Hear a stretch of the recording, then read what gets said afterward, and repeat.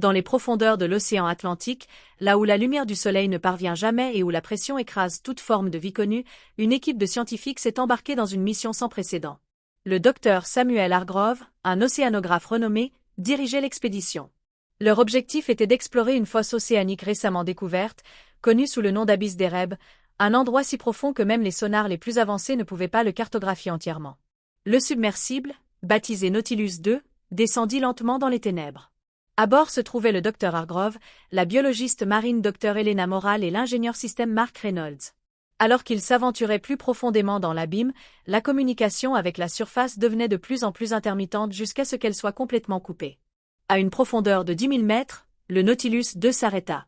Les capteurs détectèrent une structure massive, quelque chose qui n'aurait pas dû exister dans un endroit aussi inhospitalier. C'était une ville, ou ce qui semblait être une ville, composée d'une substance noire et brillante qui absorbait la lumière des projecteurs du submersible. Les murs étaient couverts d'étranges hiéroglyphes, des symboles qui semblaient bouger et changer de forme lorsqu'on les fixait trop longtemps. Dr Morale, fasciné, insista pour sortir du submersible afin de prélever des échantillons. Malgré les avertissements de Hargrove, elle enfila une combinaison pressurisée et s'aventura dans l'obscurité. Ce qu'elle trouva dépassait tout ce qu'ils auraient pu imaginer. Les murs de la ville n'étaient pas faits de pierre ou de métal, mais d'une substance organique, vivante. Et puis, elle entendit un murmure, un écho qui résonna dans son esprit, prononçant des mots dans une langue qu'elle ne comprenait pas mais qui la remplissait d'une terreur indescriptible. Pendant ce temps, à l'intérieur du Nautilus II, Hargrove et Reynolds commencèrent à avoir des visions. Ils voyaient des ombres bouger à la périphérie de leur champ de vision et entendaient des murmures qui ne venaient de nulle part. Les écrans du submersible affichaient des images déformées, comme si la ville elle-même interférait avec leur système. Soudain, les lumières s'éteignirent. Dans l'obscurité, Hargrove sentit quelque chose de froid et d'humide glisser le long de son bras.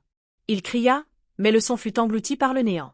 Quand les lumières revinrent, Reynolds avait disparu. Il ne restait que sa combinaison, vide, comme si son corps avait été arraché en un instant. Dr Morale revint au submersible, mais elle n'était plus la même. Ses yeux brillaient d'une lumière étrange, et elle parlait une langue que Hargrove ne reconnaissait pas.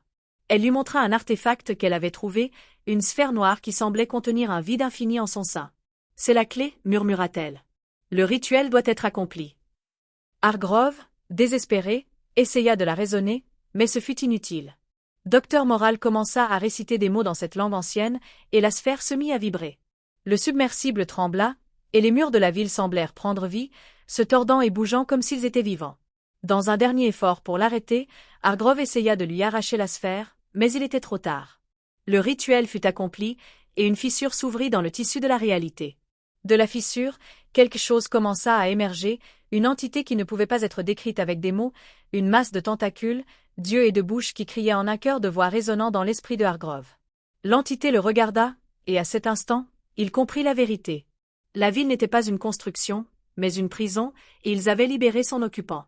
L'entité s'étendit, consumant tout sur son passage, et Hargrove sentit son esprit se désintégrer sous le poids d'une connaissance qu'aucun humain ne devrait posséder. Le Nautilus II ne revint jamais à la surface. Les dernières transmissions reçues étaient des fragments audio, des murmures dans une langue inconnue, et un dernier cri qui fut brusquement interrompu.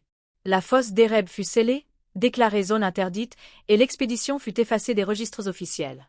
Mais dans les profondeurs de l'océan, la ville reste vivante, attendant. Et dans les rêves de ceux qui ont entendu l'écho du vide, l'entité murmure, appelant ceux qui sont assez fous pour répondre.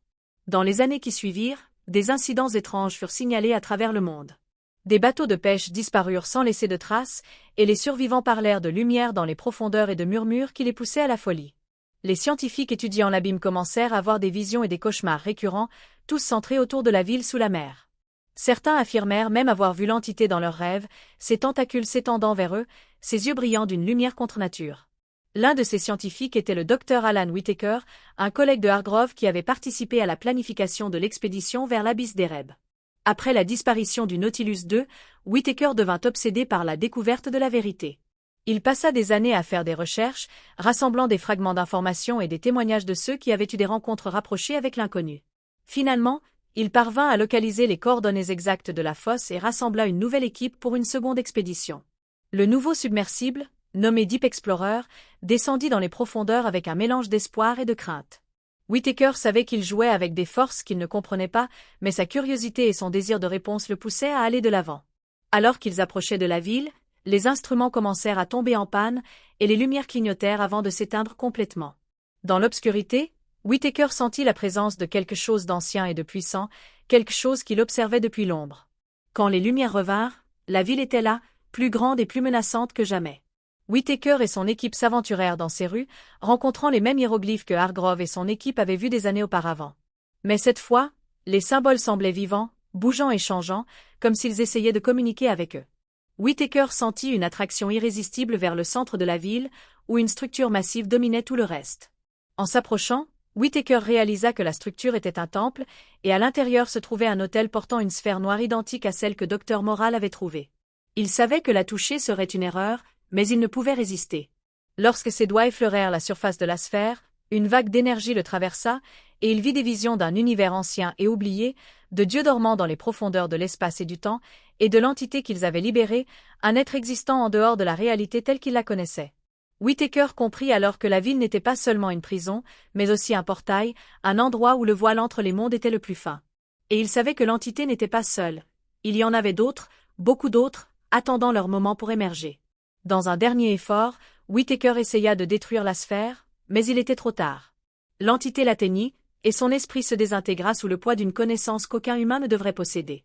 Le Deep Explorer ne revint jamais à la surface. Les dernières transmissions étaient des fragments audio, des murmures dans une langue inconnue, et un dernier cri qui fut brusquement interrompu. La fosse d'Ereb fut scellée une fois de plus, mais l'entité avait déjà laissé sa marque sur le monde. Dans les années qui suivirent, d'autres incidents furent signalés, davantage de disparitions, et plus de personnes affirmèrent avoir entendu l'écho du vide dans leurs rêves. Et ainsi, la ville sous la mer continue d'attendre, son obscurité rôdant dans les profondeurs, appelant ceux qui sont assez fous pour répondre. Car dans l'abîme, quelque chose d'ancien et de puissant s'agite, et son réveil n'est qu'une question de temps.